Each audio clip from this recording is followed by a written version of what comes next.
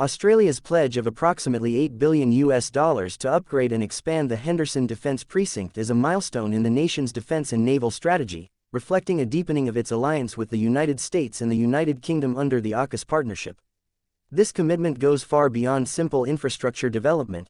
It is a strategic effort to transform Australia into a critical hub for advanced naval operations and sustainment in the Indo-Pacific region, a region increasingly central to global geopolitical competition. The Henderson Defence Precinct, located near Perth on Australia's western coast, is poised to become one of the most advanced naval shipbuilding and maintenance facilities in the world. The planned expansion includes extensive upgrades to dockyards, dry docks, workshops, and support infrastructure, all tailored specifically to the unique and demanding requirements of nuclear-powered submarines.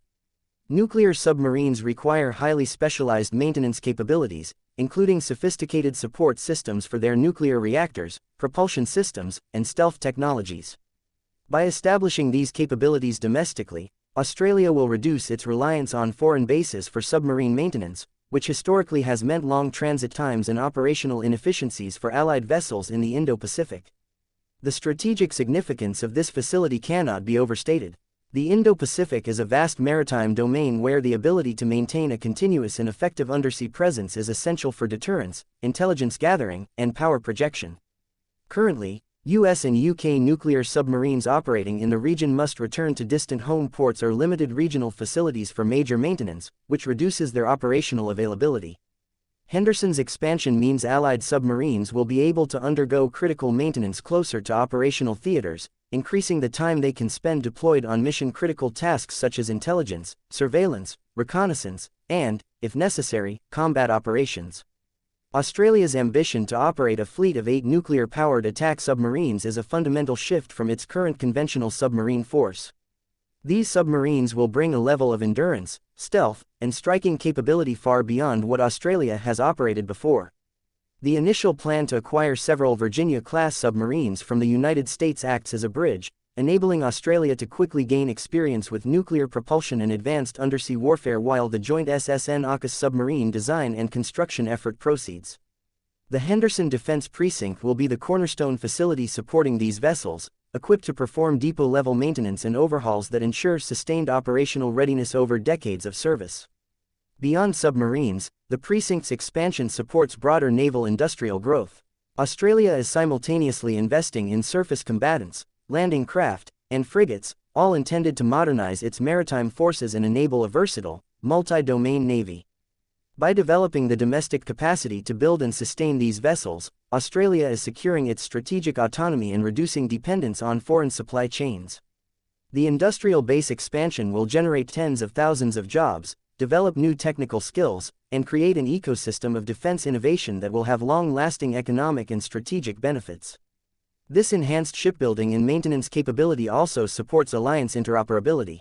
Under AUKUS, Australian, US, and UK naval personnel are training together, sharing tactics, and integrating systems to operate seamlessly. The Henderson facility, accessible to Allied navies, will act as a forward base where Allied submarines can rotate in and out of deployment, refuel, resupply, and receive maintenance, all critical for sustaining high-tempo operations in a contested region. This interoperability is vital in an era when rapid response and joint operations across vast distances define strategic advantage. From the American perspective, the Henderson investment complements the U.S. Navy's broader efforts to increase submarine production. The U.S. industrial base is under pressure to accelerate submarine construction rates to meet both its own fleet renewal needs and the commitments made under AUKUS. Increasing the output from approximately 1 to more than 2 submarines per year requires substantial investment, workforce expansion, and supply chain optimization.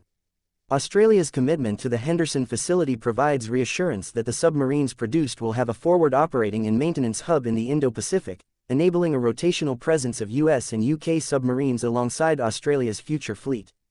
Politically and strategically, this investment signals a strong message of commitment to the security of the Indo-Pacific and the enduring partnership between Australia, the United States, and the United Kingdom.